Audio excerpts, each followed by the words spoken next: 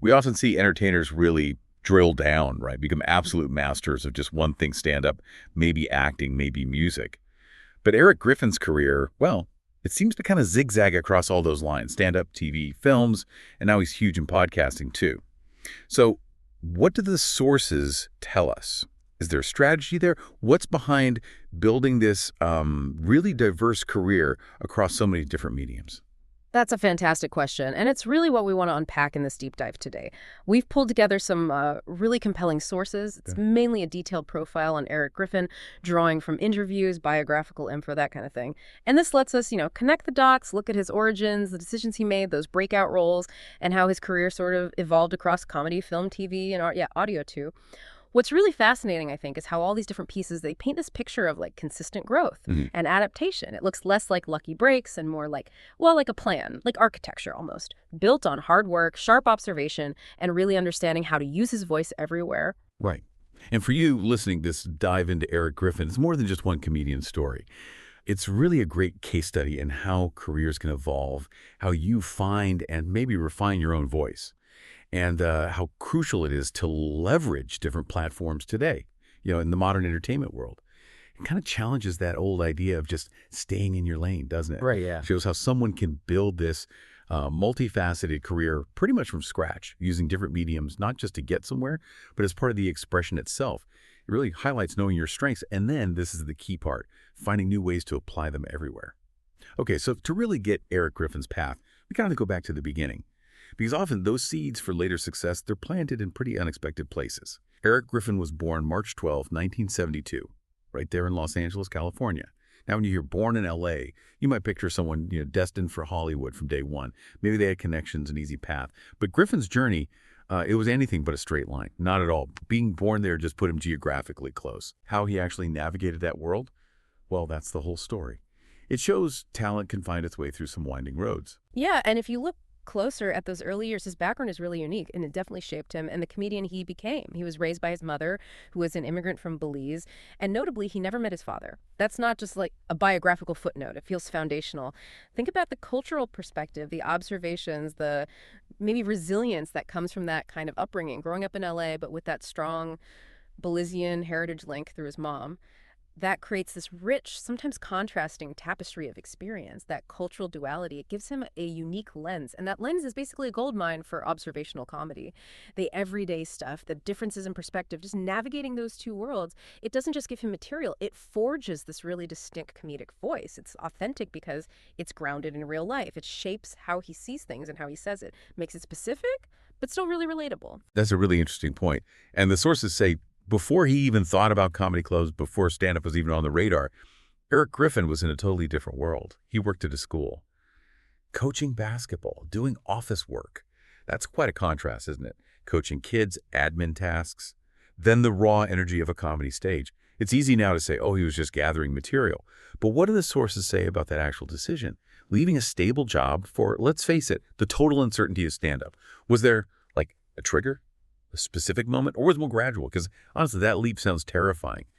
Understanding that courage could tell us a lot. Well, the sources suggest it wasn't really a sudden aha moment. It was more of a profound, deliberate pivot, which, shows incredible courage. It points to this growing belief in his own comedic voice, something that must have been building up. And that time at the school, it wasn't just a placeholder job. It was, maybe without him realizing it, kind of an apprenticeship in observation, in human behavior. I mean, think about it, the daily interactions, right? Different students, parents, the weirdness of school rules, stuff on the basketball court. You have to command attention, manage different personalities, read a room. These aren't just stories. They're basically master classes in understanding people, group dynamics, timing, whether it's poaching or, a witty comment. These experiences, even if they seem ordinary, they directly sharpened his observational skills, his ability to know when to say something. Those are the exact skills you need on a stand-up stage. So taking that leap in 2003, it wasn't just ditching one job for another.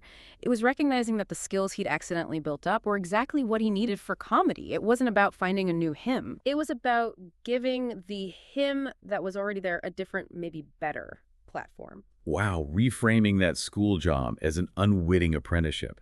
That's powerful. It gives you, the listener, a really valuable insight. If you ever feel stuck somewhere that seems unrelated to your goals. It's not always about finding a totally new you. It's about spotting those core skills you already have, like his eye for detail, his timing, and seeing how they might fit somewhere else, even if it feels like a detour. It's about seeing the connections between your different experiences, not just seeing them as separate things. Exactly. That school experience gave him so much material, sure, but also that deep understanding of people. It's invaluable for a comedian. Such a contrast to Hollywood glamour, but it directly informed his perspective, made it grounded, relatable. So with all that background, the life experiences, the skills he was honing without maybe even realizing it, it's not really a surprise that when he finally jumped into stand-up in 2003, his style naturally leaned towards observational comedy. It wasn't just picking a genre. It felt like the perfect, almost inevitable outlet for the unique way he saw the world. Yeah, that's a key point. A lot of people think observational comedy is just, pointing out funny things. But someone like Griffin, you can see there's an architecture to it. It's not just what he says, it's how. There's the setup, the misdirection sometimes, and then that punchline that just hits because it feels so true. Often reveals something deeper about us. And given his background immigrant household, the school job absurdity, it makes total sense he'd excel at this. He's pulling directly from real life. The cultural stuff, the daily grind, things we all notice but maybe don't articulate. He has that knack for distilling those specific moments into something universal and hilarious. And his delivery, right, that deadpan, often kind of exasperated look. That's a huge tool in this style. It lets the audience connect their own experiences to his. It's where the really resonant humor comes from, because it's rooted in truth. Makes his stand-up not just funny, but insightful too. Now, for a lot of people listening, probably their first real encounter with Erik Griffin was Montez on Comedy Central's Workaholics. That role, it ran for 6 seasons, 2011 to 2017. That didn't just put him on the map. It kind of stamped him into people's minds. Montez wasn't just like a side character. He quickly became this beloved, essential, often scene-stealing part of the show. Griffin just nailed that specific deadpan, always annoyed humor. He embodied that guy, the cubicle neighbor, constantly irritated by the main guys, but somehow still involved. For years, a lot of people probably just thought of him as Montez. It really speaks to consistency and finding that perfect project where your specific talents, that dry wit, that timing can just shine. And it was definitely that breakout role as Montez, capturing that really distinct persona that did more than just entertain. Critically, it opened doors for him beyond sitcoms. That visibility was huge. It meant casting directors, producers, they saw him not just as the funny guy from Workaholics, but as an actor with real presence. But while Workaholics obviously launched him, did the sources mention any struggle with being so tied to one character? Did he have trouble convincing people he could do other things? Or was the transition smoother because Montez was just so well played? That's a really good question. It's a classic challenge, right? When you play such a memorable character, the sources seem to suggest that, yeah, the recognition was priceless, but showing his range took some deliberate effort. It wasn't like he was completely typecast, maybe, but the industry often needs to see you do something different before they fully buy in. And this is exactly where we see him start to broaden things out, beyond the Workaholics comedy zone. In 2015, while Workaholics was still going, he gets cast as Ralph Carnegie in I'm Dying Up Here. That was the Showtime series, a drama about the LA stand-up scene in the 70s. Totally different kind of role. He wasn't just playing funny, he was playing a comedian within a drama, exploring the struggles, the scene, the darker side of comedy. And that's kind of meta, isn't it? Playing someone grappling with the same art form you do. Did the sources talk about that? Like how playing a comedian from a different era might have, influenced his own comedy or given him new perspectives. Yeah, the sources do suggest that I'm Dying Up Here was a pretty significant experience for him. It gave him this unique chance to really think about comedy itself. It wasn't just acting. It was like a deep dive into the history, the crucible where modern stand-up was formed. Playing a 70s comedian, that era had so much creativity but also real hardship. It let him connect with the struggles of comedians who came before him, but on a deeper level. He probably used his own experience as the grind, finding your voice, but had to filter it through that 70s lens with its own cultural issues and industry challenges.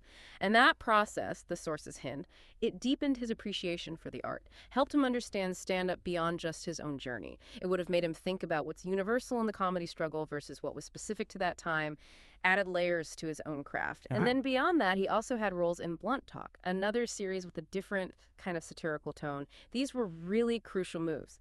They showed different sides of his acting, proved he could do more than just Montez Walker's humor, and signaled he was ready for more complex roles, both comedy and drama. And then from TV, he makes the jump to the big screen. Adds another really important layer to his career, getting cast in films like Mike and Dave Need Wedding Dates in 2016 and then Murder Mystery in 2019. That shows his versatility, his appeal to a wider movie audience. Moving to film, it's not just a different medium, it's a chance to show comedic timing on a bigger scale. Often needs maybe a bit more subtlety than sitcom work. In Mike and Dave, for instance, his role wasn't huge, but it felt essential. It kind of grounded the film's wildness, like his reactions to the main character's craziness. He wasn't just saying lines, he was being the audience's exasperation. He'd steal scenes with just a look or a sigh. He was like this anchor of normal in all the chaos. And the murder mystery, being there with Adam Sandler, Jennifer Aniston, huge names. He held his own in that big ensemble, adapted his deadpan style to fit that broader, maybe more slapstick vibe. It proved his comedy could work in blockbusters, that his observational wit could shine in different movie settings, really cemented him as a recognizable comedic actor in Hollywood. Right. And while all this acting success is building on TV and in film, Erik Griffin is also very intentionally building his stand-up career at the same time. What's really interesting is how well-timed it seems. The synergy between his rising TV profile and his big stand-up moments, he clearly used that Workaholics visibility strategically. He records a half-hour special for Comedy Central, February 28, 2013. That's a big deal for any comic getting that national platform. And that special, it wasn't just jokes, it was like a clear statement of who he was as a comedian, separate from Montez. Then later that same year, he drops his first stand-up album, Technical Foul, Volume 1. And he released it on his birthday, March 12th. That's a nice personal touch, right? Makes it memorable, reinforces his brand. And the title, Technical Foul, kind of hints at his style, calling out the ridiculous fouls in life. So that period, 2013, it looks like this major surge of creativity and a really clear strategy to make sure people knew him not just as an actor, but as Erik Griffin, the stand-up comedian with his own unique voice and material. It shows a real conscious effort to build his stand-up cred and connect directly with his audience. And that stand-up momentum just kept rolling. He makes that big leap from Comedy Central to Showtime, which, for a stand-up, that's a major step up. Platform, prestige, reach, all of it. Premiering 2 full specials, Erik Griffin, The Ugly Truth in July 2017, and then American Warrior in June 2018, both on Showtime. That says a lot. It's not just getting one shot, it's getting booked again, showing his perspective really connected, enough for a premium network known for top talent to want more. And releasing 2 specials like that, basically within a year. That's a clear sign his stand-up career was really hitting its peak. Huge demand for his voice, his material, the titles too. The Ugly Truth, American Warrior, they suggest maybe he's tackling bigger themes, maybe with more edge, but still grounded in that observational style. These specials let him go deeper, reach a huge audience, and really cement his reputation as a serious force in stand-up. Showed he belonged on those big stages. Absolutely. And then beyond the stage and screen, Erik Griffin makes this really smart, successful move into podcasting, which again shows how entertainment is changing and how artists adapt. Starting around 2022, he becomes a regular guest host on King and the Sting and Wing. That was the show with Brendan Schaub, Theo Von, and Christy Elia had joined. This move really highlights how entertainers are diversifying, right? They see these direct-to-audience audio platforms offer this unique connection. Podcasting lets you be maybe more raw, more conversational, less scripted than TV, even less polished than stand-up sometimes. And being a regular guest on an already popular show like that would have given him massive exposure to a whole new audience, people who maybe didn't know him from TV or his specials. He brought this distinct, often kind of dry, grounding vibe to their dynamic, which could be pretty wild.